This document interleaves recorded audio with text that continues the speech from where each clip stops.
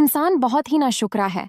वह हमेशा उसकी इच्छा करता है जो उसके पास मौजूद न हो, और जो मिल जाए उसका शुक्र अदा नहीं करता।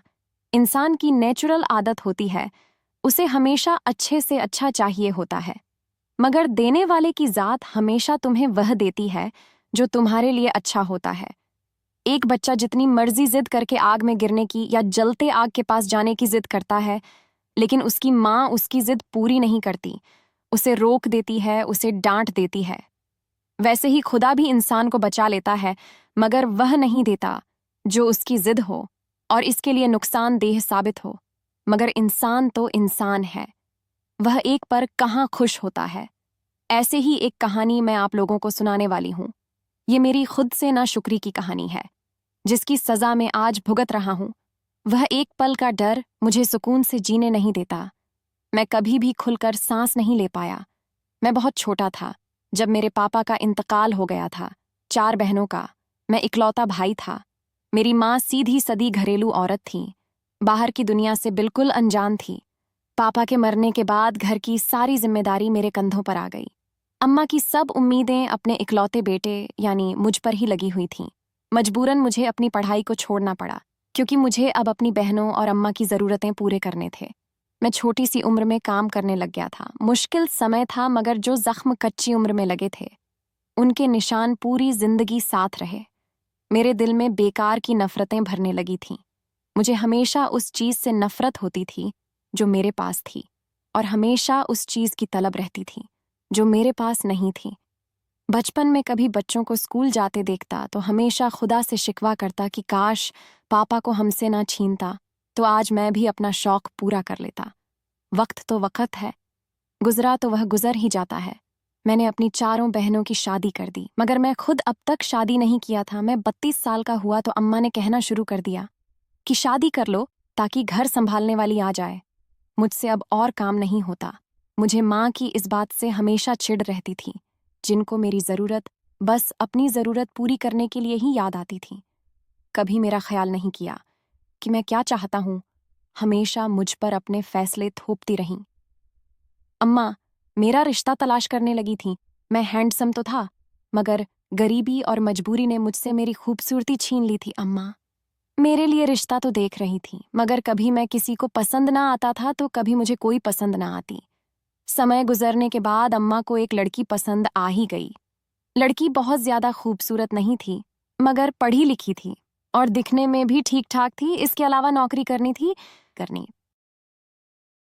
मुझे नहीं समझ आ रहा था कि क्या मजबूरियां थीं जिन्होंने मुझ जैसे गरीब लड़के से अपनी बेटी की शादी कर दी, मगर मुझे उस लड़की में कभी भी कोई दिलचस्पी नहीं रही थी। शादी की तैयारियां जोर जोर से हो रही थीं, और फिर वह दिन भी आ गया जब मेरी शादी होनी थी, मगर हमेशा की तरह शादी भी मेरी पसंदीदा लड़की से तय कर दी गई थी। मैंने सोच लिया था कि मैं उसको कभी खुश नहीं रखूंगा, और ऐसा ही हुआ था। मेरा रवैया उसके साथ हमेशा बुरा ही रहा था। मैं हमेशा उसको ताने सुनाता था। वह बेशक मुझसे ज्यादा कमाती थी, मगर औरत होने के नाते वह कमजोर और मेरे रहमो करम पर थी, ऐसा मेरा सोचना था। और इसी बात का मैं नाजायज फायदा उठाता था। उस पर जुल्मो सितम करता, उसको ताने देता। एक गलती जो मुझसे हो गई थी वह यह थी कि मैं अपनी जमीन जायदाद, अपनी उम्र भर की कमाई अपनी पत्नी के नाम कर दिया था, और यह मैंने अपनी अम्मा की जिद पर किया था, क्योंकि ये लड़की वालों की शर्त थी कि मैं अपनी सारी जायदाद उनकी बेटी के नाम करूं, तभी वह अपनी कमाओ बेटी की शादी मेरे साथ करेंगे। और फिर अम्मा ने जिद की तो मैंने उनकी जिद के आगे हथियार डाल दिए थे। लेकिन वह कहते हैं ना, जब एक नेमत हाथ से चली जाए तो उसकी कदर बाद में होती है। समय गुजरता गया और मेरी पत्नी मुझसे दूर होती चली गई, मगर मुझे इस सब की कोई परवाह नहीं थी। मेरे 4 बच्चे थे। मेरे ससुराल वाले बहुत कम मेरे घर आते थे। मेरी साली, जिसकी उम्र लगभग 25 साल थी, अपनी किसी सहेली की शादी में जाने के लिए तैयार हुई। उसकी सहेली हमारे ही शहर में रहती थी, इसलिए वह अपनी बहन से मिलने आ गई थी। जिस समय मेरी शादी हुई थी उस वक्त वह सिर्फ 12-13 साल की थी। मेरे लिए उस समय वह बच्ची थी, मगर अब वो बेहद खूबसूरत जवान लड़की थी। अपनी साली को देखकर मेरे दिल में एक हसरत उठी थी कि काश मेरी पत्नी की जगह मेरी साली मेरी पत्नी होती। अब मैं दिन रात अपनी साली की याद में रहता। पहले ही मैं अपनी पत्नी को घास नहीं डालता था, अब इस सब का कसूरवार उसे ही ठहरता था। मुझे अपनी साली से इश्क हो गया। मैं अपनी साली के इश्क में इतना पागल हो गया कि उसको पाने के लिए नए मंसूबे बनाने लगा।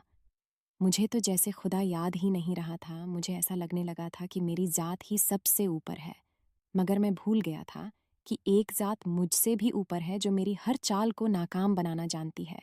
मैंने अपनी साली से जब प्यार का इजहार किया तो पहले तो वह सोच विचार करती रही, मगर 1 महीने के इंतज़ार के बाद उसने मुझे हाँ कर दी और बोली कि मैं तुमसे शादी करना चाहती हूँ।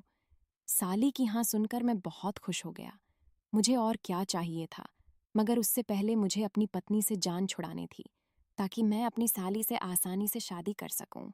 मैंने बहुत कोशिश किया कि वह मुझसे तलाक ले ले ताकि मेरी बदनामी ना हो और मेरी साली के घर वाले आसानी से अपनी दूसरी बेटी का रिश्ता मुझे दे दें। मगर मेरी पत्नी बहुत जिद्दी थी। वह मेरी मारपीट तने सब बर्दाश्त करती रही, मगर उसने वह मुझसे तलाक लेने के लिए राजी नहीं हुई। मगर एक बात जो बहुत अजीब साबित हुई थी, वह यह थी कि मेरी पत्नी अब खामोश रहने लगी थी। मेरी किसी भी जुल्म के बदले मुझे कुछ न कहती थी। मुझे उसकी खामोशी अंदर ही अंदर घायल करती जा रही थी। मुझे इस बात से सख्त उलझन महसूस होती कि आखिर वह चाहती क्या है। एक दिन मैं रात के समय सो रहा था कि मुझे अपने कमरे में किसी के बातों की आवाज़ आने लगी। मेरी आंख खुली तो मेरी पत्नी न जाने किस हल्की आवाज़ में बात कर रही थी। मैं जब उसके पास गया तो वह मुझे देखकर एकदम घबरा गई और डरते डरते फ़ोन बंद कर दिया। मैंने गुस्से में उससे पूछा, किससे बातें कर रही हो?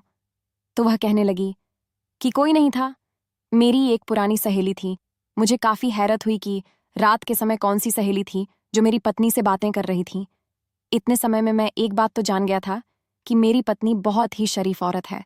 उसमें ऐसा कोई ऐब नहीं था जिसके कारण मैं उसको छोड़ देता। उस दिन तो मैं नज़रअंदाज करके सो गया। मगर मेरी हैरत की हद ना रही जब यह रोज़ का रूटीन बन चुका था।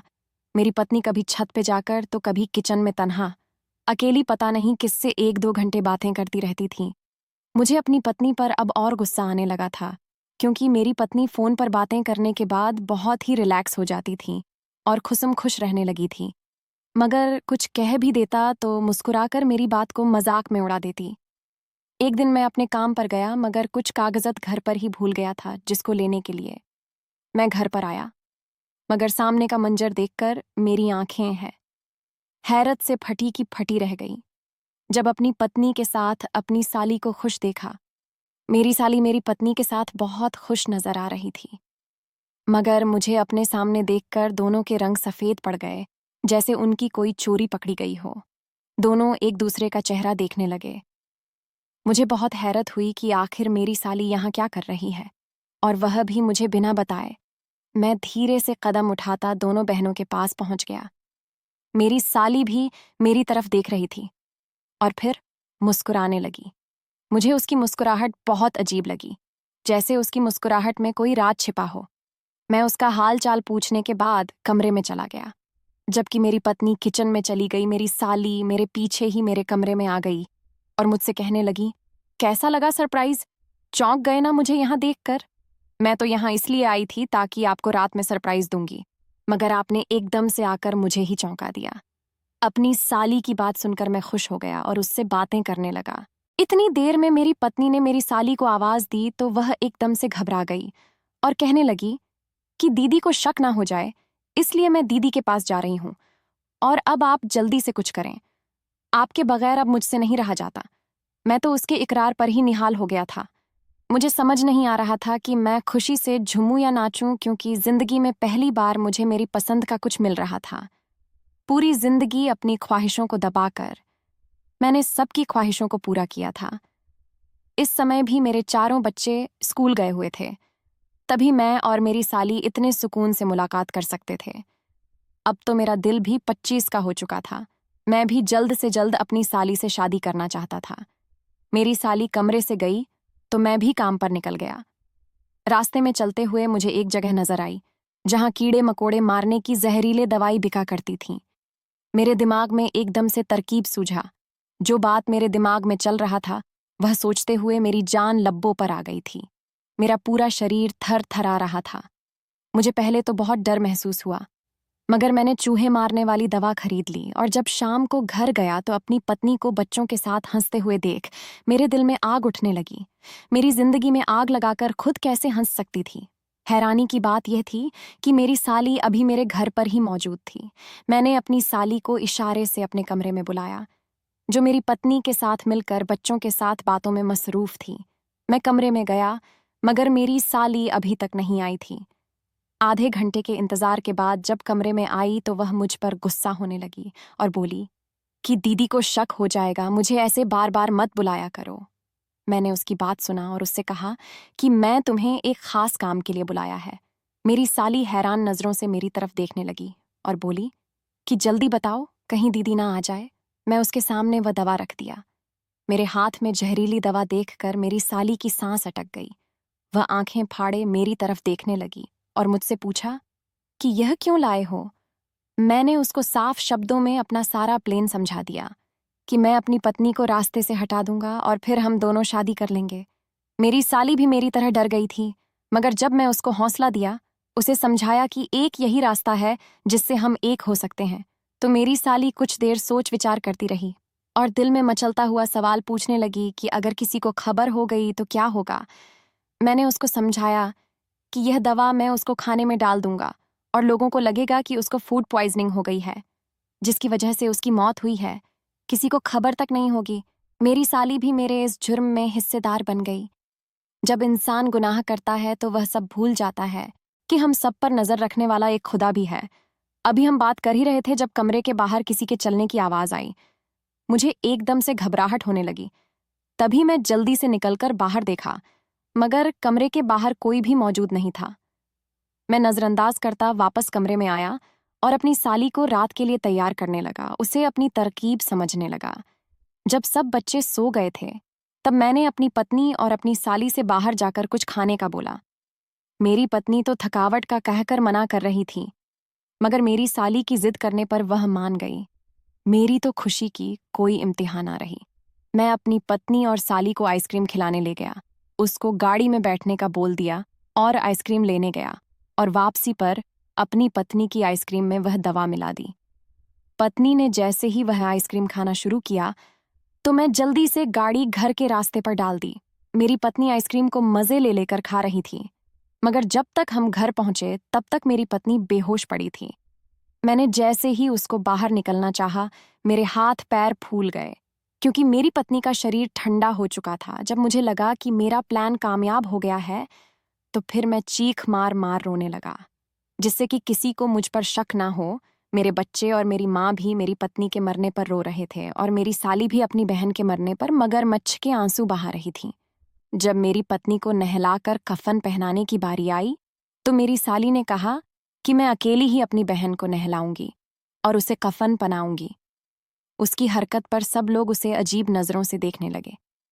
जब मैंने अपनी साली से पूछा कि तुम ऐसा क्यों कर रही हो तो मेरी साली ने मुझे समझाया कि मैं ऐसा इसलिए कर रही हूं क्योंकि दीदी का नीला पड़ता शरीर किसी को दिखना नहीं चाहिए, वरना लोगों को शक हो जाएगा।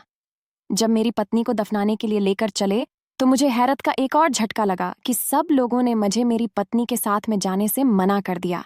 कहने लगे, तुम यहीं रुको, तुम अपनी पत्नी को दफनाने के लिए नहीं जा सकते। जब मैं वजह पूछा तो सब लोगों ने मुझे समझा दिया कि तुम बहुत ही कमजोर दिल के हो, अपनी बीबी को कब्र में उतरते देखा नहीं सकते। मेरी तो जैसे 10 की 10 उंगलियां घी में थीं, किसी को मुझ पर जरा भी शक नहीं हुआ था। अब तो मैं सोच लिया था कि पत्नी का 40 अव होते ही अम्मा से कहकर साली से शादी कर लूंगा। मगर जो फैसला कुदरत हमारे लिए तय करती है वह बिल्कुल अलग होती है। हम तो आने वाले वक्त के लिए पहले से ही बहुत कुछ सोच लेते हैं, मगर अंदर ही अंदर से मैं बहुत खुश तो था, मगर बच्चों को रोता देखा तो दिल में एक मुजरिम सा फील हुआ। मैं इतना खुददार हो गया था, मैं फिर भी उसे नजरअंदाज कर गया। रिश्तेदार मुझे अफसोस करते हुए कहते हैं कि बच्चों के लिए तुम्हें परेशानी उठानी पड़ेगी, घर संभालोगे या बाहर के काम करोगे, तो मैं उनके सामने भी रोने बैठ जाता। लोग मुझे तरस भरी नजरों से देख रहे थे और मैं भी मजलूम बन रहा था। 3 दिन के शोक के बाद सब अपने घरों को चले गए। तब मेरे दिमाग में जो बात आई तो मुझे खुद पर बहुत गुस्सा आने लगा। मुझे तीसरे दिन याद आया कि मैंने तो अपनी सारी जायदाद अपनी पत्नी के नाम कर रखी है और मरने के बाद कानूनन सारी जायदाद बच्चों को मिल जाएगी। बच्चे भी मेरे थे। मुझे कोई परेशानी तो नहीं थी, मगर फिर भी फ्यूचर में अगर मेरे बच्चों को इस बात की जानकारी हो जाती कि उनकी माँ को उनसे छीनने वाला कोई और नहीं बल्कि मैं था, तो यकीनन वह मुझे धक्के देकर घर से निकाल देते। अब मेरे सिर पर एक नई परेशानी आकर खड़ी हो गई थी। अब तो मेरी समझ से बाहर था कि मैं क्या करूं। 3 दिन गुजर चुके थे, अब मुझे जल्द से जल्द कुछ करना था। सारी रात में इस परेशानी से सोया नहीं पाया। मेरी साली घर पर ही रह रही थी, मगर मुझे यह बात बताना मुनासिब न लगी, और सारा दिन सोचने के बाद मैं एक नतीजे पर पहुंचा और फिर आधी रात को चुपके से पेपर्स पर पत्नी के अंगूठे का निशान लेने कब्रिस्तान गया। मैं खुद को एक बड़ी सी चादर में लिपेटा हुआ था ताकि मुझे कोई पहचान ना सके। मेरी खुशकिस्मती के उस समय कब्रिस्तान में कोई नहीं था, वरना किसी को मुझ पर शक हो जाता। मैं जल्द से जल्द अपना काम खत्म करना चाहता था। जैसे ही कब्र खोदकर पत्नी का हाथ पकड़ा तो पांव के नीचे से जमीन निकल गई, क्योंकि वह मेरी पत्नी का हाथ नहीं था। वो हाथ बहुत खौफनाक था। मैंने जैसे ही कफन हटाया, मेरे तो रोंगटे खड़े हो गए थे, क्योंकि वहां बस एक ढांचा था, इसके अलावा कुछ भी नहीं था। मैं डर के मारे थर थर कांप रहा था। मैंने जल्दी से कब्र को बंद कर दिया। मेरा पूरा शरीर पसीने में भीग चुका था। मेरे तो होश ही उड़ गए थे। मैंने ऐसा मंजर पहली बार अपने सामने देखा था। मेरा पूरा चेहरा पसीने से भीगा हुआ था। मैं उन्हीं कदमों पर वापस कब्रिस्तान से निकल आया। मेरे हाथ से ज़्यादात के कागजात गिर गए थे, मगर मुझे कुछ होश नहीं था। मैं जल्दी से घर पहुंचा तो मेरी साली न जाने किससे फ़ोन पर बातें कर रही थी। अचानक फ़ोन बंद करके मेरी तरफ देखने लगी। वह काफ़ी घबराई हुई लग रही थी। मैं उसके पास गया, उससे पूछा कि क्या हुआ है, तो वह कहने लगी, कुछ नहीं, बस मुझे डर लग रहा था। ऐसा लगा जैसे दीदी की आवाज़ आई हो। आवनी नहीं थे घर पर तो मैंने पापा को फ़ोन कर लिया। मैं उसकी कैफियत समझते हुए अपने कमरे में चला गया, मगर मैं गहरी सोच में गम था। आखिर वह हाथ किसका हाथ था, क्योंकि वह हाथ मेरी पत्नी का तो बिल्कुल नहीं था। मैं डर की वजह से इस कदर घबराया हुआ था कि मुझे इस बात का अंदाजा ही नहीं रहा कि ज़्यादत के कागजात में कहाँ गिरा आया हूँ। मैं अगली सुबह जल्दी से उठा और कब्रिस्तान के रास्ते पर निकल गया। मुझे बहुत हैरानी हुई, क्योंकि मेरी पत्नी की कब्र पर कोई आदमी खड़ा था, जिसने अपने चारों तरफ चादर लिपटी हुई थी। मुझे हैरत का झटका लगा कि मेरी पत्नी की कब्र पर कौन हो सकता है। अभी मैं आगे बढ़ता कि मेरे पास एक औरत गुजरी जो बिल्कुल मेरी पत्नी जैसी थी। मैं उसे देखकर अपनी जगह पर जम किया था। मैं जब चौंक कर देखा तो फिर वहां कोई भी नहीं था। ये मुझे अपना वहम लगा, तभी मैंने नजरअंदाज कर दिया। लेकिन मेरे पैरों पहले से जमीन निकल गई जब मैं अपने सामने अपनी पत्नी की कब्र पर 3-4 मर्दों को आते देखा। पता नहीं वह मर्द कौन थे, उनके चेहरे पर नकाब पड़े हुए थे। मैं कुछ देर बाद घर वापस चला आया। मैं काफी परेशान था। मेरी साली मेरे पास आई और मुझे मेरा हाल चाल पूछने लगी। मैंने उसको जायदाद के कागजात से लेकर पत्नी के कब्र पर मर्दों के आने तक की सारी बातें बता दी। पहले तो वह हैरान हुई, मगर फिर तंजिया लहजे में कहने लगी, मैंने दीदी के होते हुए कुछ नहीं बताया, मगर हकीकत तो ये है कि दीदी ना जाने कितने लड़कों से दोस्तियां रखती थीं। उनके तो न जाने कितने आशिक थे। मैं अपनी साली को हैरत से देखने लगा। जो भी था, मगर वह अपनी सगी बहन के बारे में ऐसी बातें कैसे कर सकती हैं, जबकि मैं जानता था कि ऐसा कुछ नहीं है। मेरी पत्नी बहुत ही शरीफ औरत थी। मुझे उस पल अपनी साली से पता नहीं क्यों नफरत महसूस हुई। इंसान खुद जितनी मर्जी गलतियां और पाप कर ले, मगर दूसरों की गलतियों पर जल्द ही बदगुमान हो जाता है। मेरे साथ भी कुछ ऐसा ही हुआ था। खुद इतना बड़ा गुनाह करने के बाद भी मुझे बस अपनी साली अब गलत नजर आने लगी थी। मैं तो 4 दिन में ही पागल सा होकर रह गया था। मुझे घर में भी हर तरफ बस अपनी पत्नी ही नजर आती। रातों में डर कर उठकर बैठ जाता। एक दिन मेरी बेटी मेरे पास आई और कहने लगी, पापा अम्मा कहाँ चली गई है, मुझे उनकी बहुत याद आती है। खाला तो ठीक से नाश्ता भी नहीं देती और मुझसे घर के सारे काम करवाती हैं अपनी बेटी के मुंह से। ये बात सुनकर मेरे माथे पर पसीना आना शुरू हो गए। मैंने अपनी साली को आवाज दी। जैसे ही वह कमरे में आई, मैंने उसको गुस्से से पूछना शुरू कर दिया कि तुम मेरे बच्चों पर क्यों जुल्म करती हो। तो वह कहने लगी, क्योंकि जहां तुम्हारी पत्नी मुझे बर्दाश्त नहीं करती थी, वहां यह भी मुझे बर्दाश्त नहीं है। मैं तो अपनी साली की बात पर हैरान रह गया था।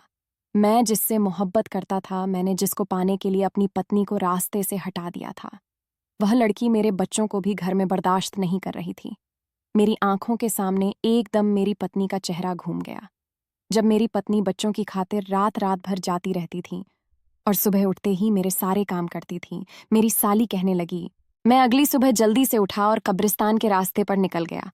मुझे बहुत हैरानी हुई क्योंकि मेरी पत्नी की कब्र पर कोई आदमी खड़ा था जिसने अपने चारों तरफ चादर लिपटी हुई थी। मुझे हैरत का झटका लगा कि मेरी पत्नी की कब्र पर कौन हो सकता है। अभी मैं आगे बढ़ता कि मेरे पास एक औरत गुजरी जो बिल्कुल मेरी पत्नी जैसी थी। मैं उसे देखकर अपनी जगह पर जम किया था। मैं जब चौंक कर देखा तो फिर वहां कोई भी नहीं था। ये मुझे अपना वहम लगा। तभी मैंने नजरअंदाज कर दिया, लेकिन मेरे पैरों पहले से जमीन निकल गई जब मैं अपने सामने अपनी पत्नी की कब्र पर 3-4 मर्दों को आते देखा। पता नहीं वह मर्द कौन थे, उनके चेहरे पर नकाब पड़े हुए थे। मैं कुछ देर बाद घर वापस चला आया। मैं काफी परेशान था। मेरी साली मेरे पास आई और मुझे मेरा हाल चाल पूछने लगी। मैंने उसको जायदाद के कागजात से लेकर पत्नी के कब्र पर मर्दों के आने तक की सारी बातें बता दी। पहले तो वह हैरान हुई, मगर फिर तंजिया लहजे में कहने लगी। मैंने दीदी के होते हुए कुछ नहीं बताया, मगर हकीकत तो ये है कि दीदी ना जाने कितने लड़कों से दोस्तियां रखती थीं। उनके तो न जाने कितने आशिक थे। मैं अपनी साली को हैरत से देखने लगा। जो भी था, मगर वह अपनी सगी बहन के बारे में ऐसी बातें कैसे कर सकती हैं, जबकि मैं जानता था कि ऐसा कुछ नहीं है। मेरी पत्नी बहुत ही शरीफ औरत थी। मुझे उस पल अपनी साली से पता नहीं क्यों नफरत महसूस हुई। इंसान खुद जितनी मर्जी गलतियां और पाप कर ले, मगर दूसरों की गलतियों पर जल्द ही बदगुमान हो जाता है। मेरे साथ भी कुछ ऐसा ही हुआ था। खुद इतना बड़ा गुनाह करने के बाद भी मुझे बस अपनी साली अब गलत नजर आने लगी थी। मैं तो 4 दिन में ही पागल सा होकर रह गया था। मुझे घर में भी हर तरफ बस अपनी पत्नी ही नजर आती। रातों में डर कर उठकर बैठ जाता। एक दिन मेरी बेटी मेरे पास आई और कहने लगी, पापा अम्मा कहाँ चली गई है? मुझे उनकी बहुत याद आती है। खाला तो ठीक से नाश्ता भी नहीं देती और मुझसे घर के सारे काम करवाती हैं अपनी बेटी के मुंह से। ये बात सुनकर मेरे माथे पर पसीना आना शुरू हो गए। मैंने अपनी साली को आवाज दी।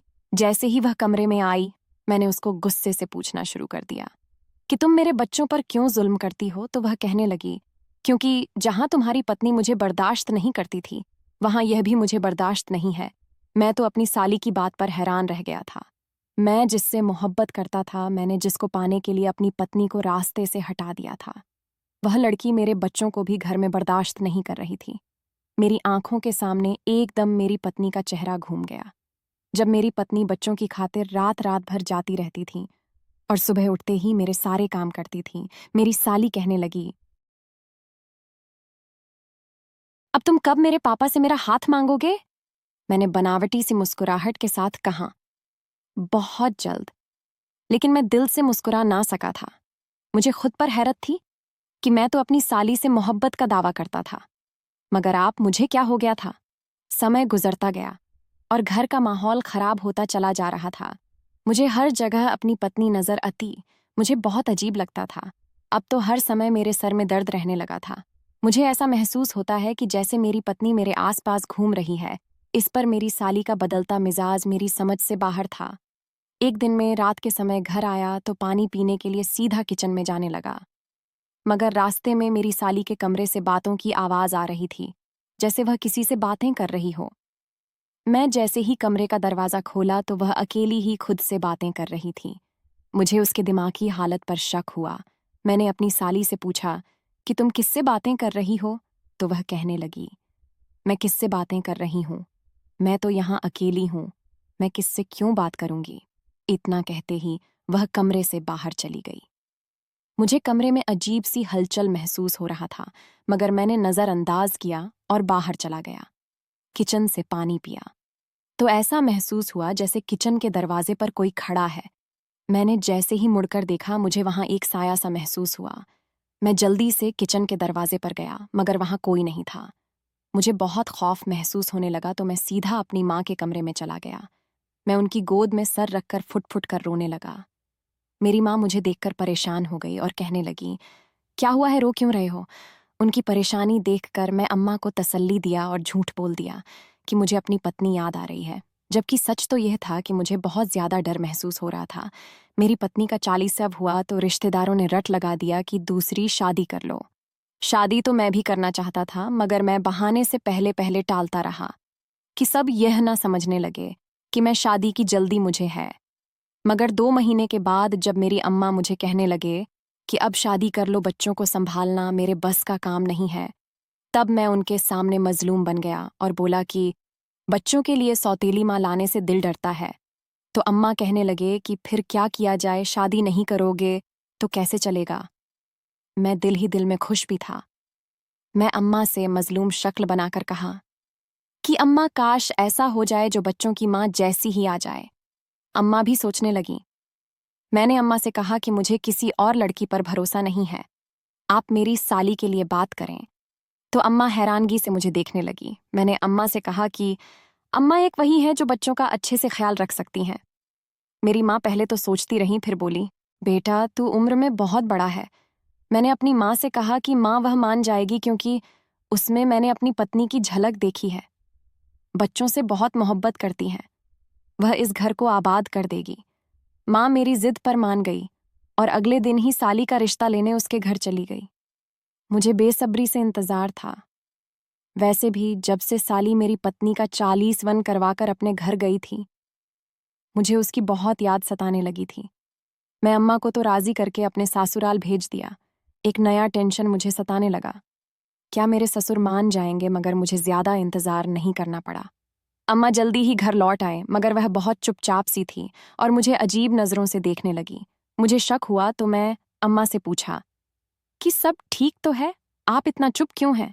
अम्मा ने कहा कि नहीं, ऐसी बात नहीं है। मैं उदास नहीं हूं, बल्कि खुश हूं कि बच्चों को उनके माँ मिल जाएगी।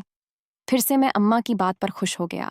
शादी की तैयारियां जोर जोर से होने लगीं। मैं खुशी खुशी हर काम में हिस्सा ले रहा था। मगर उस दिन के बाद से अम्मा का रवैया काफी बदला बदला सा था। मगर मैं जैसे हर चीज को ही भुला दिया था। और फिर वह दिन भी आ गया जब हमारी शादी होनी थी। मेरी बेसब्री उफान ले रहा था। आखिरकार मेरी पसंद मुझे मिलने जा रही थी। शादी से कुछ देर पहले एक औरत है जिसने घूंघट निकाल हुआ था, मेरे पास आई और एक कमरे की तरफ इशारा करने लगी और मेरे हाथ में एक पर्चा पकड़कर जल्दी से चली गई। मैंने जैसे ही वह पर्ची खोला, उसमें लिखा था, मैं तुम्हारा उसे कमरे में इंतजार कर रही हूँ। मैं शादी से पहले तुमसे कुछ बात करना चाहती हूँ, जल्दी आओ। इससे पहले कि शादी के लिए बुलावा आ जाए, पहले तो मुझे हैरान हुआ। इतना तो मैं समझ गया था कि यह मेरी होने वाली पत्नी है, मगर ऐसी क्या बात करनी थी जो शादी के बाद नहीं हो सकती थी। मगर मैं पैर झटकता उससे मिलने चला गया। कमरे का दरवाजा खोलते ही मेरे सामने दुल्हन के जोड़े में एक औरत खड़ी थी। उसने अपने चेहरे पर घूंघट डाल रखा था। मैं मुस्कुराकर उसके पास गया। उसे अपनी होने वाली पत्नी से बोला कि क्या हुआ, अब क्या मेरा इंतजार भी नहीं कर सकती थी?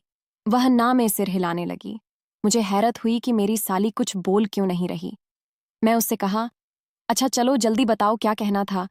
तब एकदम से मेरी तरफ मुड़ी थी, मगर सामने खड़ी लड़की को देखकर मुझे लगा कि मैं दूसरा सांस नहीं ले पाऊंगा, क्योंकि वह कोई और नहीं बल्कि मेरी पत्नी थी। मेरी आंखें फटी की फटी रह गईं।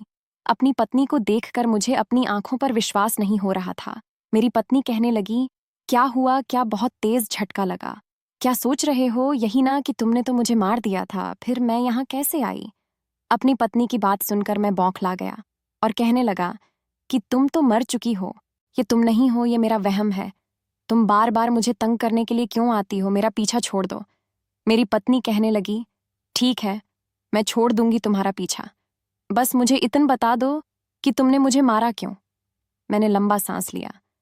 मेरा दिल बहुत जोर से धड़कने लगा था। मैंने उसको बस इतना कहा कि बचपन से लेकर अब तक मेरी पसंद से कुछ नहीं हुआ था। मुझे अपनी हर ख्वाहिश मरनी पड़ी थी। ऊपर से तुम्हारा वजूद मेरे लिए एक नापसंदीदा वजूद था। मैं तुमसे हमेशा से नफरत करता था। मेरे दिल में तुम्हारे लिए कभी कोई जगह नहीं बन सकी थी। मगर अब मैं तुम्हारे साथ नहीं रह सकता था।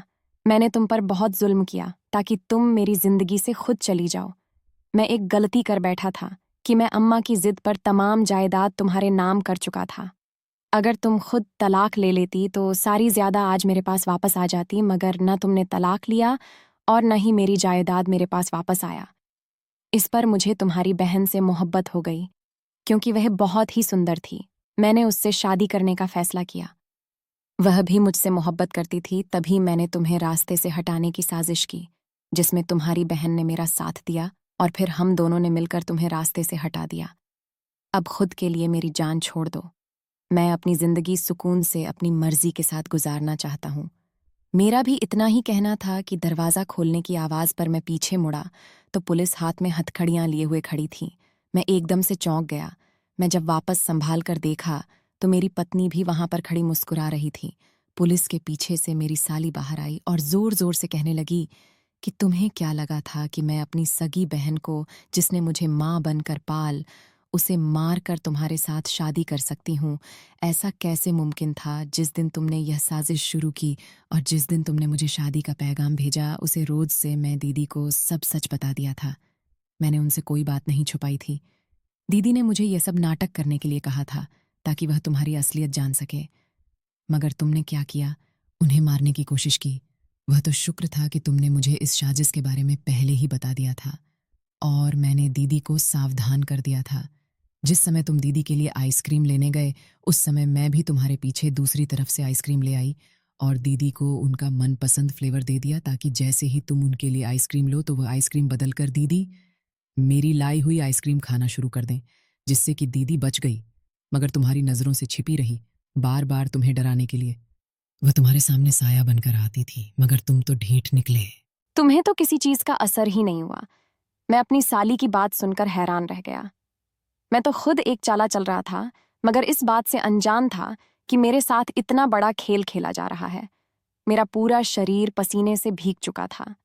मेरे चेहरे पर आए पसीने को साफ किया और घबराई हुई नजरों से पहले अपनी पत्नी और फिर पुलिस इंस्पेक्टर की तरफ देखा, जिससे आगे बढ़कर मुझे हथकड़ी लगाई और मुझे जेल ले गए। मेरी पत्नी ने मुझे घर आने से मना कर दिया था, मुझे मेरे घर से बेदखल कर दिया था। मुझे सिर्फ 1 साल की सजा हुई थी। क्योंकि मेरी पत्नी जिंदा सही सलामत सबके सामने खड़ी थी, इसलिए मेरी सजा कम थी। नहीं तो मुझे उम्र कैद से कोई नहीं बचा सकता था।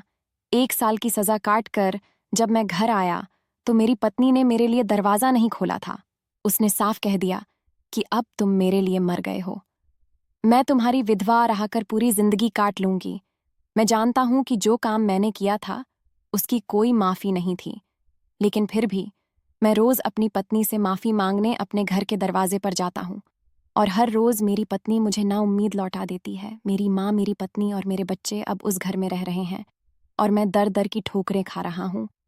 मैं समझ चुका हूँ कि हीरे को ठुकरा कर मैं कोयले को पाने की कोशिश की थी और उस कोयले की स्याही मेरी किस्मत पर चढ़ चुकी थी और इस स्याही को मिटाने के लिए मैं रोज ऊपर वाले से प्रार्थना करता हूँ, जो मैंने किया उसके लिए मुझे माफ कर दे। दोस्तों, वीडियो कैसा लगा कमेंट करके ज़रूर बताना। वीडियो को लाइक और चैनल सब्सक्राइब कर देना।